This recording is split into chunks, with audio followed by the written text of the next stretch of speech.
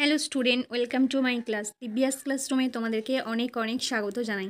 আজ আমি আবার নিয়ে চলে এসেছি তৃতীয় পর্যায়ক্রমিক মূল্যায়নপত্র 2025-এর ইতিহাস প্রশ্নপত্রের মডেল, অষ্টম শ্রেণী। বিষয় হলো ইতিহাস। তো চলো দেখে নাও কী কী প্রশ্ন এখানে আছে। তো দেখো, প্রথমেই আছে একের দাগের প্রশ্ন। এক কথায় উত্তর দাও। যে কোনো 10টি প্রশ্নের উত্তর এখানে তোমাদেরকে করতে হবে এবং প্রতিটি প্রশ্নের মান থাকবে কিন্তু 1 নাম্বার করে। তো চলো দেখে নেওয়া যাক। তো তার আগে একটি কথা তোমাদেরকে বলি যে এই প্রশ্নপত্রের মান কিন্তু থাকবে 70, ঠিক আছে, এবং তোমাদেরকে সময় দেওয়া হবে 2 ঘন্টা 30 মিনিট। তো এই 2 ঘন্টা 30 মিনিটের মধ্যে তোমাদেরকে এই 70 নাম্বার প্রশ্নের উত্তর কিন্তু দিতে হবে। তো দেখো, একের দাগে প্রথমেই কি আসছে, সুভাষচন্দ্র বসুর ছদ্মনাম কী ছিল? তো সুভাষচন্দ্র বসুর ছদ্মনাম ছিল মোহাম্মদ জিয়াউদ্দিন। পরের প্রশ্ন দেখো, পরের প্রশ্ন হলো যে কোন জাহাজে প্রথম নৌবিদ্রোহ শুরু হয়েছিল? তো তলোয়ার নামক জাহাজে কিন্তু প্রথম নৌবিদ্রোহ শুরু হয়েছিল, ঠিক আছে। তলোয়ার নামক জাহাজে কিন্তু প্রথম নৌবিদ্রোহ শুরু হয়েছিল, ঠিক আছে। দেখো পরের প্রশ্ন, আজাদ হিন্দ ফৌজ কে গড়ে তোলেন? তো আজাদ হিন্দ ফৌজ গড়ে তুলেছিলেন ক্যাপ্টেন মোহন সিং ও রাসবিহারী বসু, ঠিক আছে। ক্যাপ্টেন মোহন সিং ও রাসবিহারী বসু এরা দুজনে মিলে কিন্তু গড়ে তুলেছিল, ঠিক আছে। পরের প্রশ্ন দেখো, আলিগড় আন্দোলনের প্রধান রূপকার কে ছিলেন? তো সৈয়দ আহমেদ খান ছিলেন এই আন্দোলনের প্রধান রূপকার। তো দেখো এর পরের প্রশ্ন, সারে জাহাসে আচ্ছা হিন্দুস্তান হামারা এই গানটির রচয়িতা কে? তো এই গানটির রচয়িতা হলেন মোহাম্মদ ইকবাল।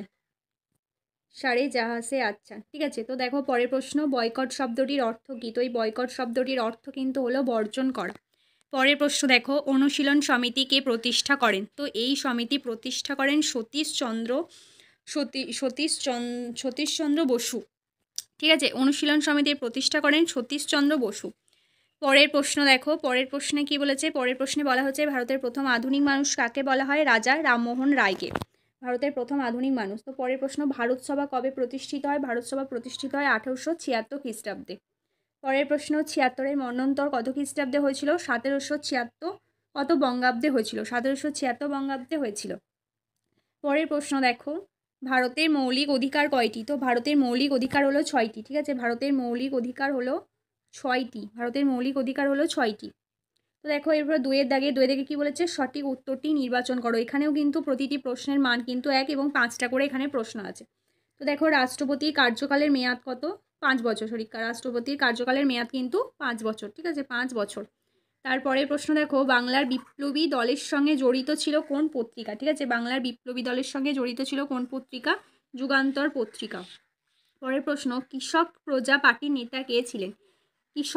কৃষক প্রজা পার্টির নেতা ছিলেন কে? ফজলুল হক, ঠিক আছে। এই প্রশ্নটার উত্তর হবে কিন্তু ফজলুল হক। তো দেখো এর পরের প্রশ্ন দেখো, বলেছে বঙ্গভঙ্গ রোধ করা হয়। বঙ্গভঙ্গ রোধ করা হয় কত খ্রিস্টাব্দে? দেখো বঙ্গভঙ্গ কিন্তু রোধ করা হয়েছিল 1911 খ্রিস্টাব্দে, ঠিক আছে। বঙ্গভঙ্গ রোধ করা হয়েছিল 1911 খ্রিস্টাব্দে। তো দেখো এর পরের প্রশ্ন, চৌরি চৌরার ঘটনা ঘটে কোন আন্দোলনকে কেন্দ্র করে? অসহযোগ, আইন অমান্য, ভারত ছাড়ো, কোনটা? কোন আন্দোলনকে কেন্দ্র করে হয়েছিল? তো এটা হবে, উত্তর হবে অসহযোগ আন্দোলন, ঠিক আছে। অসহযোগ আন্দোলনকে কেন্দ্র করে হয়েছিল। 3-এর দাগে দেখো বলেছে বেমানান শব্দটি খুঁজে নিয়ে লেখো, ঠিক আছে। এখানেও কিন্তু প্রতিটা প্রশ্নের মান কিন্তু থাকবে 1 নাম্বার করে। এরপর দেখো 4-এর দাগে, তো 4-এর দাগে কি বলেছে? 4-এর দাগে বলেছে যে ক স্তম্ভের সঙ্গে খ স্তম্ভ মিলিয়ে দেখাও, ঠিক আছে। তো ক স্তম্ভ এবং দেখো খ স্তম্ভ দিয়ে দিয়েছে এবং দুটি স্তম্ভের মধ্যে মিল খুঁজতে হবে। তো তোমরা এটা করে নিও। তারপর দেখো 5-এর দাগে কি বলেছে? যে নিচের কোন বাক্যটি ঠিক আর কোনটি ভুল সেটা লেখো। এখানেও কিন্তু প্রতিটা প্রশ্নের মান থাকবে 1 করে। তো দেখো এখানে একটা বলে দিয়েছে যে আজাদ হিন্দ বাহিনীর কোনো নারী বাহিনী ছিল না। তো এটা ঠিক না ভুল সেটা তোমাদেরকে লিখতে হবে। পরের প্রশ্ন দেখো, পরের প্রশ্নে বলেছে যে ভগৎ সিং বেঙ্গল ভলেন্টিয়ার দলের প্রতিষ্ঠাতা ও সদস্য ছিলেন, ঠিক আছে। তো ছিলেন, তিনি যে ছিলেন এটা ঠিক না ভুল সেটা তোমাদেরকে লিখতে হবে। তো দেখো 6-এর দাগে প্রশ্নতে কি বলছে দেখো, যে 2-3টি বাক্যে উত্তর দাও, ঠিক আছে। এখানে বলেছে যে কোনো 9টা প্রশ্নের উত্তর দিতে হবে এবং প্রতিটি প্রশ্নের মান কিন্তু থাকবে 2 করে, ঠিক আছে। তো এই কারণেই তোমাদেরকে কিন্তু 2-3টি বাক্যে উত্তর দিতে হবে। তো দেখো প্রথমেই বলেছে কি যে বাংলা ভাগ করার কারণ কি কি ছিল, ঠিক আছে। পরে দেখো বলেছে যে কাকে এবং কেন সীমান্ত গান্ধী বলা হয়। তো তোমরা কম বেশি সবাই জানো যে খান আব্দুল গাফফার খানকে সীমান্ত গান্ধী বলা হয়, কারণ তিনি কি করেছিলেন, মহাত্মা গান্ধীর মতোই আন্দোলন করেছিলেন, সেই কারণেই তাকে খান আব্দুল গাফফার খানকে কিন্তু সীমান্ত গান্ধী বলা হয়। তারপরে প্রশ্ন দেখো, ভারতকে ধর্মনিরপেক্ষ রাষ্ট্র বলা হয় কেন? কেন বলা হয়? কারণ ভারতে কি কোনো নির্দিষ্ট ধর্মের স্থান নেই, ঠিক আছে, সমস্ত ধর্মকেই কিন্তু নির্বিশেষে গ্রহণ করা হয়, সেই কারণেই কিন্তু ভারতকে ধর্মনিরপেক্ষ রাষ্ট্র বলা হয়ে থাকে। এবার দেখো পশ্চিমবঙ্গের পঞ্চায়েত ব্যবস্থার 3টি স্তর কী কী। তো দেখো পরের প্রশ্ন কি বলছে, দস্তক, ঠিক আছে, দস্তক কি এবং খোদাই খিমাতগার কাদের সংগঠনকে বলা হয়। এর পরের প্রশ্ন হলো সতীদাহ প্রথা কী। তারপর দেখো বলা হয়েছে যে ভারতীয় সংবিধানে গণতান্ত্রিক কথাটির তাৎপর্য কী, মানে ভারতীয় সংবিধানে যে একটা শব্দ আছে গণতান্ত্রিক, এই শব্দটি তাৎপর্য কী, ঠিক আছে। পরের প্রশ্ন দেখো, রবীন্দ্রনাথ কোন ঘটনার পরিপ্রেক্ষিতে কি উপাধি ত্যাগ করেছিলেন। তো রবীন্দ্রনাথ কি জালিয়ানওয়ালাবাগের হত্যাকাণ্ডের এই যে ঘটনাটা, এই ঘটনার পরিপ্রেক্ষিতে তিনি নাইট উপাধি ত্যাগ করেছিলেন, ঠিক আছে। পরের প্রশ্ন দেখো, অহিংস সত্যাগ্রহ বলতে কি বোঝায়। এরপর আসছি 7-এর দাগে। তো 7-এর দাগে কি বলেছে, যে কোনো 4টি প্রশ্নের উত্তর দেয় এবং প্রতিটি প্রশ্নের মান কিন্তু থাকবে 3 করে, ঠিক আছে। তো দেখো প্রথম প্রশ্ন বলেছে যে অসহযোগ আন্দোলন প্রত্যাহারের কারণ কি ছিল, ঠিক আছে, লেখো।